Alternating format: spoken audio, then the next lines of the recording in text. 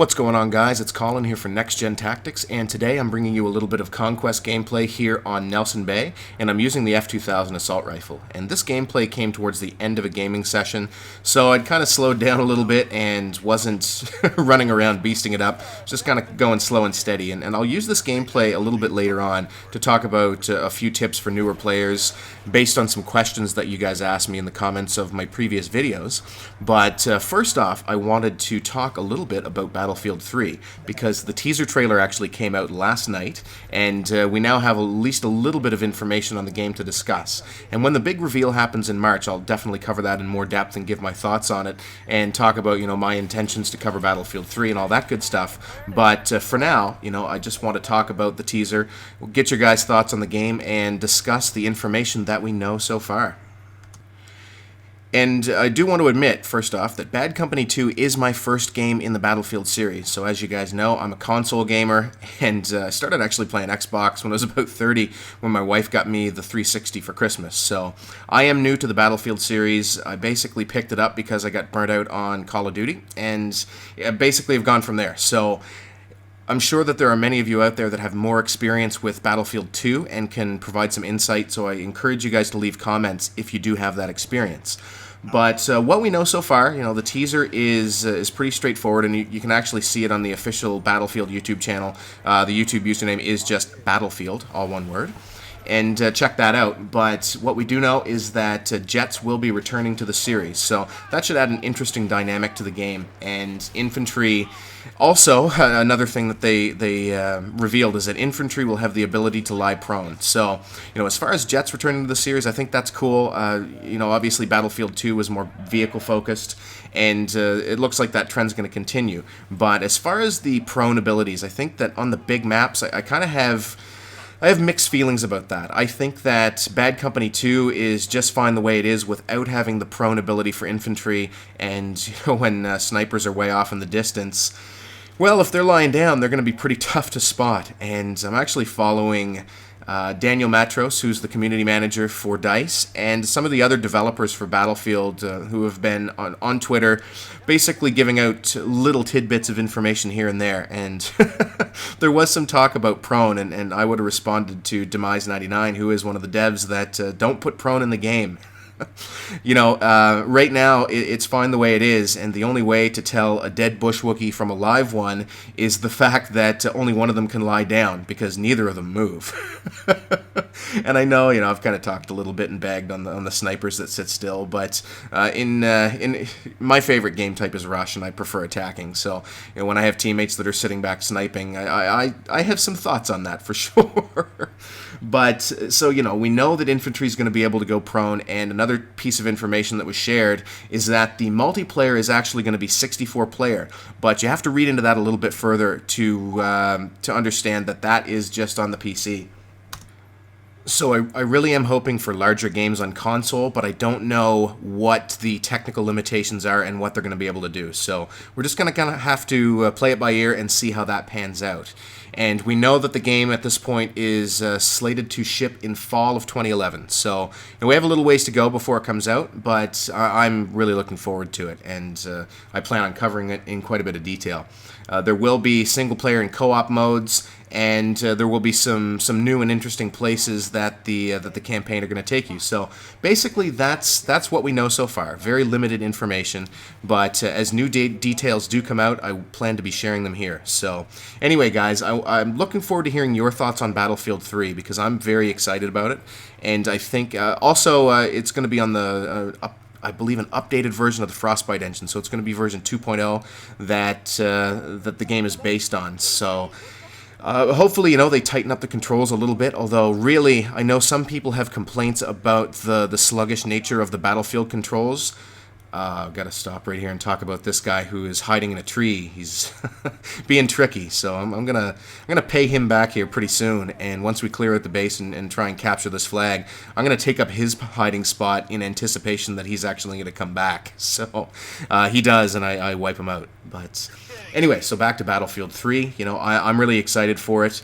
It's gonna be on the Frostbite 2.0 engine, and I really quite like the way that Battlefield feels and plays. I know that on console it's a little bit more challenging to have that kind of accuracy that you get on PC, and there's been a lot of talk on some of my videos around PC versus console, although one of my good friends, Jay Kaiser, actually is doing a series on PC. He's a very good player on PC and on console, so I think that, yes, you're able to be more precise with a keyboard and mouse, but in reality, on console we're all kind of dealing with the same disadvantage of the controller. So, I like it on console. I like the online features of the console. I play on Xbox 360 and on PS3. So, I have opinions on both, and I'm not going to start any platform wars or console wars or anything like that. Everything has its advantages and disadvantages from what I've seen, but the skill level that is often talked about, I think it's pretty much the same across all platforms based on what I've seen. So, anyway, that's it for for the console and platform talk, but we do know that Battlefield 3 will be released on PC, 360, and PS3, so it will be available on all platforms.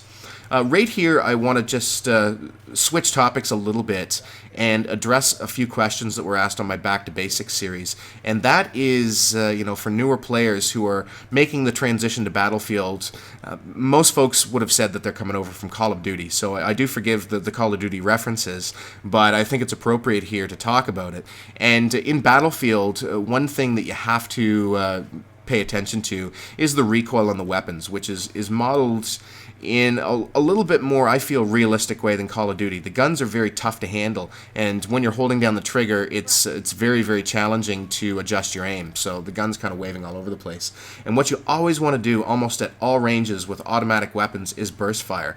So there are very few situations where you're going to be able to full auto an opponent and win the gunfight. So the guy who gets on target first isn't always necessarily going to win.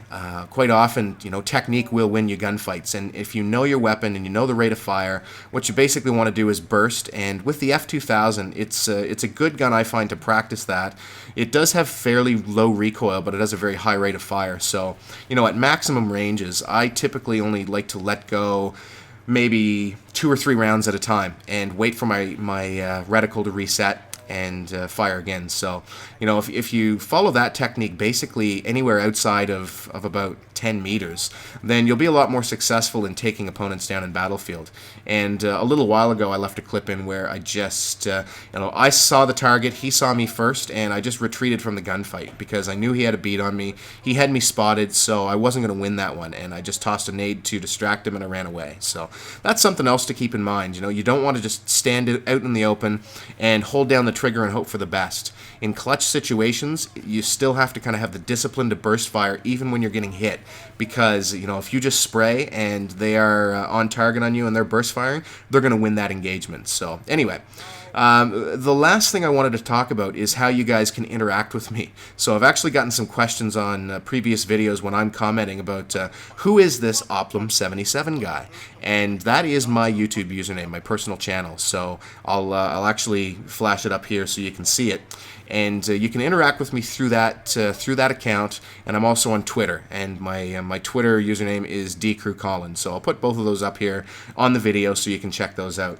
And on my personal YouTube channel, that's where I got started and started posting videos. I do have a back catalog of over probably 100 Battlefield videos on there, and some other stuff. But going forward, all of my gaming-related content that's appropriate is going to be here on NextGenTactics. So, you can subscribe to that channel if you want to, just to kind of have it bookmarked and to send me messages if you want, or interact with me, because, logistically trying to keep track of all of us responding on the NextGenTactics account, that's just not possible. So that's for Guns for Hire and Spider-Bite to use, and I will continue to use my personal YouTube channel, which is Oplum77.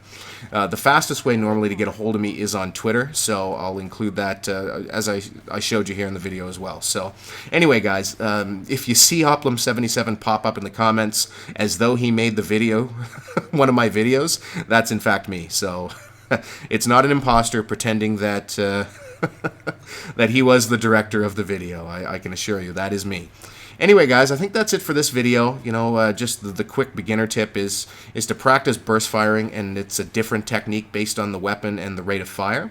And you'll find that you win a lot more gunfights. And in this game, I was moving quite slow and steady. When you're trying to take an objective, you want to move at a slower pace than you would in, say, Call of Duty. So if you're finding that you're not having success, then just slow down your pace a little bit. Focus on bursting your shots and trying to stay on target, and I think those things will help you out a lot. Anyway, that's it for this video, guys. Leave me a comment around your thoughts on Battlefield 3 or anything else you'd like to see. Cheers. We'll talk soon.